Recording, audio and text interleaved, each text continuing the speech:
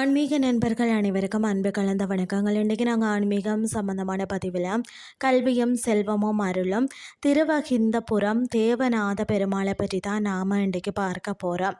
கடலூர் அருகே அமைந்துள்ள திருவகிந்தபுரம் 108 திவ்ய தேசங்களில் 42வது தலமாக போற்றப்படுகிறது. ஆன்மீக ரீதியாகவும் வரலாற்று ரீதியாகவும் இந்த தலத்திற்கு ஏராளமான சிறப்புகள் இருக்கிறது.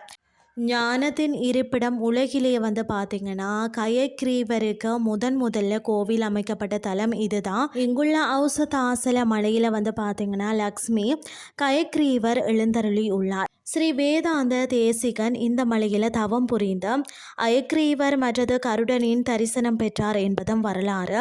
மாணவர்களின் கல்வி சிறக்கணும்னா இவரை வணங்குவது மிக சிறப்பாம். அது மட்டும் இல்லாமல் பொதுவாக பெருமாள் கோவில்களில் தான் நரசிம்மர் லக்ஷ்மியை இடது மடியில் அமர வச்சிருப்பார். ஆனால் இங்கு வலது மடியில் மகாலட்சுமியை அமர வச்சு லக்ஷ்மி நரசிம்மராக அருள் பாலிப்பது தான் தனி சிறப்பானது. மற்றது இந்த கோயிலுக்கு அருகில் ஓடக்கூடிய கருட நதி தெற்கில் இருந்து வடக்கு நோக்கி பாய்கிறதா. இதில் நீராடுவது கங்கையில் நீராடுவதற்கு இணையான புண்ணியத்தை தரும்னு சொல்லப்படுகிறது. அது மட்டும் இல்லாமல் பார்த்திங்கன்னா அனுமன் சஞ்சீவி மலையை தூக்கி சென்ற போதும் அதன் ஒரு சிறு பகுதி விழுந்த இடமே இந்த ஔசதாசல மலை. இதனால் இன்றும் இங்கு பிணிகளை தீர்க்கக்கூடிய மூலிகைகள் நிறைந்துள்ளதாம்.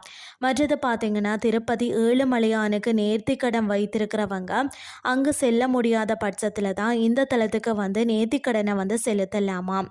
பெரிய உதவி, நிலைத்த செல்வம், குழந்தை பேரு மற்றது நீண்ட ஆயுள் பெற விரும்புவோர் கூட அடியவர்க்கு மெய்யன் என்று அழைக்கப்படும் தேவநாத பெருமாளை வணங்கி பலன் பெறலாம் என்று கூறிக்கொண்டு இன்றைய ஆன்மீகம் சார்ந்த பதிவை நிறைவு செய்து கொள்கிறேன். இதே மாதிரி மற்றொரு ஆன்மீகம் சார்ந்த பதிவோடு உங்களை சந்திக்கிறேன். நன்றி.